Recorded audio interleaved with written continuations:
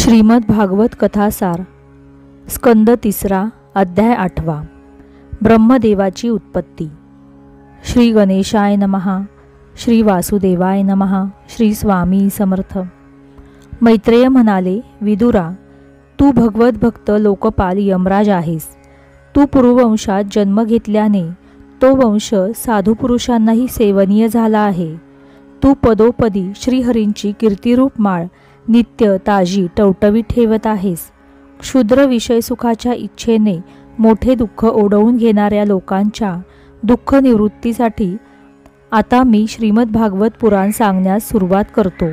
हे पुराण स्वतः श्री संकर्षण भगवानांनी सनकादी ऋषींना सांगितले होते। अखंड ज्ञानसंपन्न असे आदिदेव भगवान संकर्षण पाताल लोकात होते। सनत कुमार आदी ऋषींनी त्यांना त्यांच्याहून श्रेष्ठ अशा श्री वासुदेवांचे तत्व जाणण्यासाठी प्रश्न विचारला, ज्यांना वासुदेव या नावाने संबोधतात। त्या आपले आश्रय असणाऱ्या परमात्म्याची त्यावेळी शेष मानसिक पूजा करत होते। कमळाच्या कळीसारखे बंद असणारे आपले नेत्र सनत कुमारादींच्या उत्कर्षासाठी त्यांनी अर्धोन्मीलित केले। सनत कुमार आदी ऋषींनी मंदाकिनी नदीच्या पाण्याने भिजलेल्या आपल्या जटांनी त्यांच्या चरणाचे आसन असलेल्या कमलपुष्पाला स्पर्श केला। ज्या कमलपुष्पांची नागराज कुमारी सुयोग्य वर मिळण्यासाठी प्रेमपूर्वक अनेक वस्तू अर्पण करून पूजा करतात। सनत कुमारादी ऋषी त्यांच्या लीलांचे जाणकार आहेत।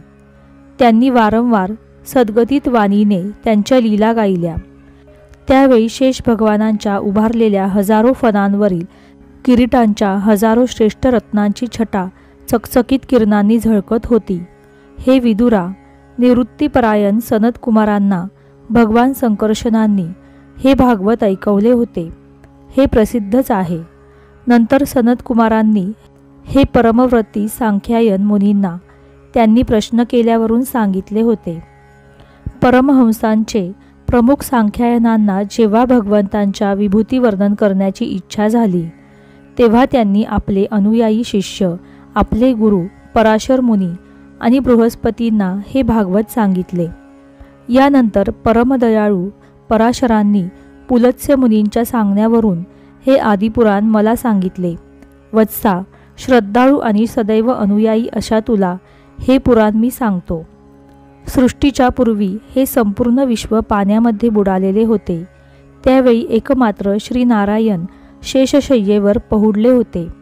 त्यांनी आपली ज्ञानशक्ती अबाधित ठेवूनच योगनिद्रेचा आश्रय घेऊन आपले डोळे मिटून घेतले होते। सृष्टिकर्मांपासून विश्रांती घेऊन ते आत्मानंदातच मग्न होते। त्यांच्यामध्ये कोणत्याही क्रियेचा लवलेश नव्हता। ज्याप्रमाणे अग्नी आपली दाहक शक्ती लपवून लाकडामध्ये व्यापून असतो, त्याचप्रमाणे श्री भगवंतांनी सर्व प्राण्यांच्या सूक्ष्म शरीरांना आपल्या शरीरात लीन करून आपल्याला आधारभूत असलेल्या जलात शयन केले। निर्मितिकाल आल्यावर पुन्हा जागविण्यासाठी फक्त कालशक्तीला जागे ठेवले। याप्रमाणे आपल्या स्वरूपभूत चितशक्तीसह 1000 युग चौकड्यांपर्यंत जलात शयन केल्यानंतर जेव्हा त्यांनीच प्रेरित केलेल्या त्यांच्या कालशक्तीने त्यांना जीवांच्या कर्मांच्या प्रवृत्तीसाठी प्रेरणा दिली, तेव्हा त्यांनी आपल्या शरीरात लीन असलेले असंख्य लोक पाहिले। जेव्हा भगवंतांची दृष्टी आपल्यातच अंतर्भूत असलेल्या लिंग शरीर इत्यादी सूक्ष्म तत्वांवर गेली, तेव्हा ते कालाला अनुसरणाऱ्या रजोगुणाने क्षोभ पावल्याने सृष्टीरचनेच्या निमित्ताने त्यांच्या नाभी प्रदेशातून बाहेर पडले। कर्मशक्तीला जागृत करणाऱ्या कालामुळे श्रीनारायणाच्या नाभीतून प्रकट झालेल्या सूक्ष्म तत्वरूप कमलकोशाने सूर्यासमान आपल्या तेजाने त्या अथांग जलराशीला दैदिप्यमान केले। सर्व गुणांना प्रकाशित करणाऱ्या त्या सर्व लोक असलेल्या कमलामध्ये तेच भगवान विष्णू स्वतः अंतर्यामी रूपाने प्रविष्ट झाले। तेव्हा त्यातून न शिकविताही सर्व वेदांना जाणणारे वेदमूर्ती श्री ब्रह्मदेव प्रकट झाले, म्हणून त्यांना लोक स्वयंभू म्हणतात। त्या कमलकोशावर बसलेल्या ब्रह्मदेवांना जेव्हा कोणतेच लोक दिसले नाहीत, तेव्हा डोळे फिरवून आकाशात चारी दिशांना मान वळवून ते पाहू लागले। तेव्हा त्यांना चारी दिशांना 4 तोंडे उत्पन्न झाली. त्यावेळी प्रलयकालीन वाऱ्याच्या प्रचंड वेगाच्या माऱ्याने पाण्यावर उसळणाऱ्या तरंगामुळे त्या जलराशीच्या वर आलेल्या कमलावर बसलेल्या आदिदेव ब्रह्मदेवांना स्वतःचे तसेच त्या लोकतत्वरूप कमळाचे काहीच रहस्य समजले नाही. ते विचार करू लागले की या कमलकर्णिकेवर बसलेला मी कोण आहे? कोणत्याही आधाराशिवाय या पाण्यात हे कमळ कोठून उत्पन्न झाले? याच्या खाली निश्चित काहीतरी वस्तू असली पाहिजे ज्याच्या आधारावर हे कमळ आहे. असा प्रश्न करून ते त्या कमळाच्या देठातील सूक्ष्म छिद्रातून पाण्यात घुसले. परंतु देठाच्या मार्गाने शोधत शोधत नाभी प्रदेशाजवळ जाऊनही त्यांना कोणतीही वस्तू दिसली नाही. विदुरा, त्या गडद अंधारात आपल्या उत्पत्ती स्थानाला शोधण्यात ब्रह्मदेवांचा पुष्कळ काळ व्यतीत झाला. हा काळ म्हणजेच भगवंतांचे कालचक्र आहे, जो प्राण्यांना भयभीत करून त्यांचे आयुष्य क्षीण करत राहतो. शेवटी आपली इच्छा पूर्ण न झाल्याने निराश होऊन ते तेथून माघारी फिरले आणि पुन्हा आपल्या आधारभूत कमलावर बसून हळूहळू प्राणवायूवर विजय मिळवून चित्तातील सर्व संकल्प काढून टाकून समाधीत स्थिर झाले. अशा प्रकारे दिव्य 100 वर्षे चांगल्या तऱ्हेने योगाभ्यास करून ब्रह्मदेवांना ज्ञान झाले. तेव्हा अगोदर शोधूनही जे आपले अधिष्ठान त्यांना सापडले नव्हते ते त्यांच्या स्वतःच्या अंतःकरणातच प्रकाशित होत असलेले त्यांनी पाहिले. त्यांनी असे पाहिले की त्या प्रलयकालीन जलामध्ये शेषाच्या कमलाच्या देठासारख्या गोऱ्या आणि विशाल शय्येवर पुरुषोत्तम भगवान एकटेच पहुडले आहेत. शेषनागाच्या हजारो फणा छत्रासारख्या पसरल्या आहेत. त्यांच्या मस्तकावरील किरीटावर जी रत्ने जडविली होती त्यांच्या प्रकाशाने प्रलयाच्या पाण्यातील अंधार नाहीसा झाला आहे. ते आपल्या शरीराच्या तेजाने पाचूच्या रत्नपर्वताच्या शोभेवर मात करत आहेत. त्यांच्या कमरेचा पितांबर पर्वत प्रांतात पसरलेल्या संध्याकाळच्या पिवळसर चकमकीत मेघांचे सौंदर्यही धूसर करत आहे. मस्तकावरील सुशोभित सुवर्ण मुकुट सुवर्ण शिखरांनाही मान खाली घालावयास लावित आहे. त्यांच्या गळ्यातील वनमाला पर्वतावरील रत्ने, धबधबे, वनस्पती आणि फुलांच्या शोभेला निस्तेज करून टाकत आहे आणि त्यांचे बाहू बांबूंचा आणि चरणवृक्षांचा तिरस्कार करत आहे. त्यांच्या शरीराच्या लांब रुंद विस्ताराने त्रैलोक्य व्यापल्यासारखे वाटते.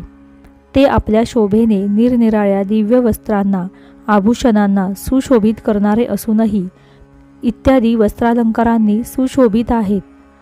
आपापल्या इच्छापूर्तीसाठी निरनिराळ्या मार्गांनी पूजा करणाऱ्या भक्तजनांना कृपापूर्वक आपल्या इच्छा पूर्ण करणाऱ्या चरणकमलांचे दर्शन देत आहेत.